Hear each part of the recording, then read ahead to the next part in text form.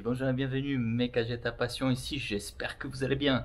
Aujourd'hui on a tout un tas de choses à changer sur cette Civic. Est-ce qu'on voit la Civic? On voit la Civic. Sur cette magnifique Civic. C'est parti.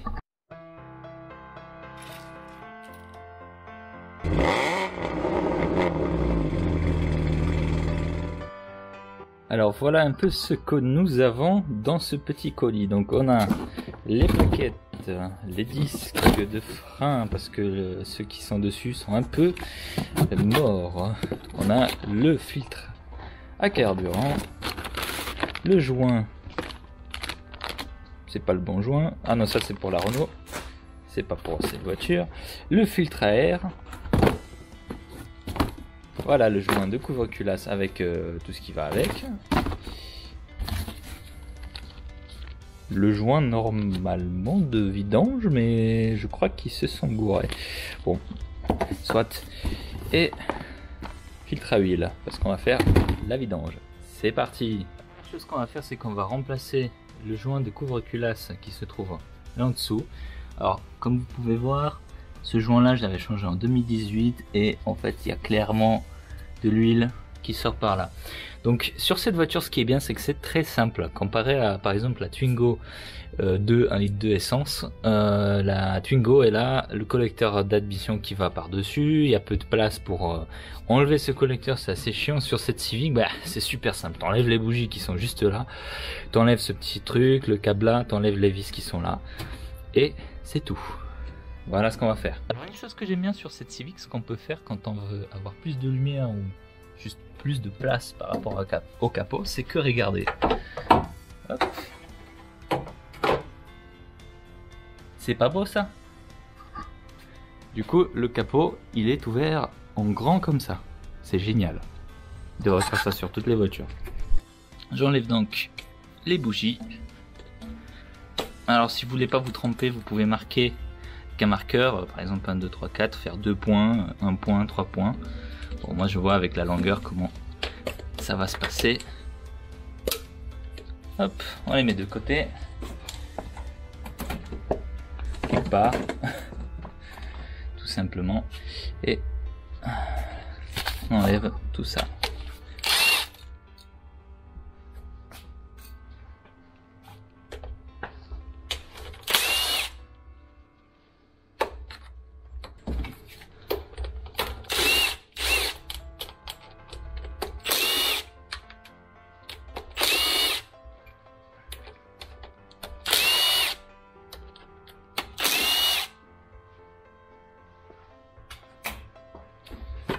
Bon, lui en l'occurrence, il s'en va tout seul, mais si jamais vous avez un souci que c'est collé comme c'est souvent, vous pouvez taper avec un petit maillet en caoutchouc sur le côté pour décoller le joint.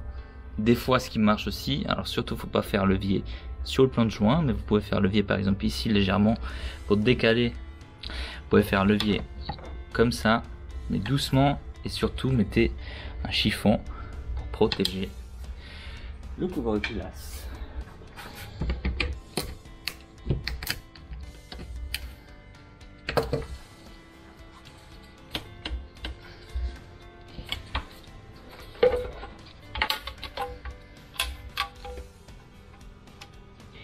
Il est quand même super propre ce moteur. Là ça se voit que il est vidangé souvent. Il faut enlever les restes du joint silicone. Surtout prenez votre temps. C'est mieux de faire ça bien.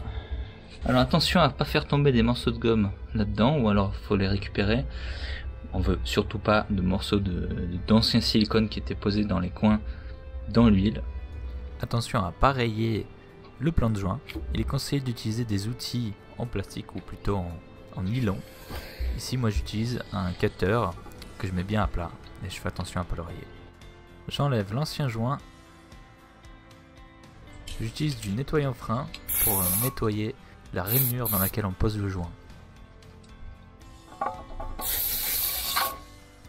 Je pose le nouveau joint. Je fais bien attention à ce qu'il soit bien inséré de partout. On n'aimerait pas le plier et que ça fuit. Et donc que tout ce qu'on a fait n'a servi à rien. Et une fois qu'on a posé ce joint là, on va s'occuper des joints de puits de bougie qui étaient inclus dans le kit que j'ai acheté. Alors il se peut que ce soit compliqué de sortir les joints de puits de bougie, surtout si ça fait un moment qu'ils sont là. Donc on a plusieurs possibilités. Vous pouvez essayer avec une simple pince, mais attention à pas rayer le plan de joint de bougie. Sinon vous pouvez essayer aussi de passer un tournevis et de plier légèrement le joint. En fait il est inséré dans une bague métallique et si vous arrivez à plier cette bague, vous pourrez sortir le joint beaucoup plus facilement. Alors une fois que tous les joints sont sortis, j'insère les nouveaux joints à la main.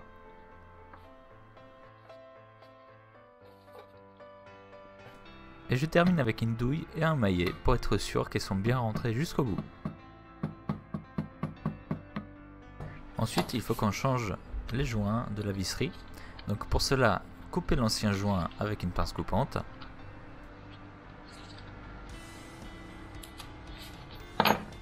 Le plus difficile reste à rentrer les nouveaux joints. Donc moi j'utilise un étau et un maillet et ça rentre très facilement.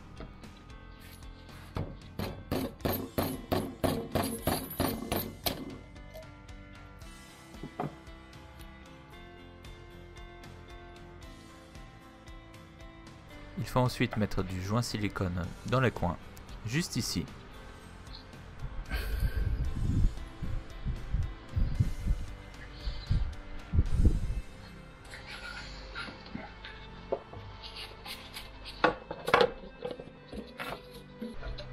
Faut être bien sûr que les joints que vous avez ici, que vous n'allez pas les écraser, parce que si vous vissez alors que le joint il n'est pas bien derrière le puits de bougie, pour vous donner une idée, voilà à quoi ça devrait ressembler, voilà à quoi ça devrait pas ressembler.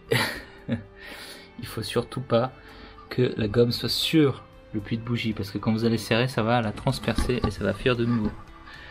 Voilà ce que j'essaye de faire.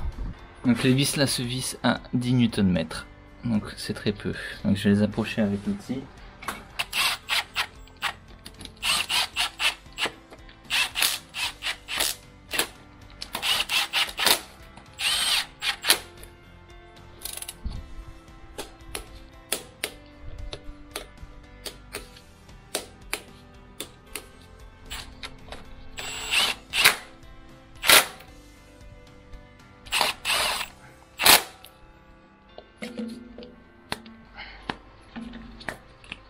Et voilà, c'est tout pour aujourd'hui. Vous savez maintenant comment changer le joint de cache culbuteur sur votre voiture. Si cette vidéo vous a plu, n'hésitez pas à vous abonner, laisser un like et un petit commentaire. Ça me ferait plaisir. Dans la prochaine vidéo, nous allons continuer l'entretien de la Honda.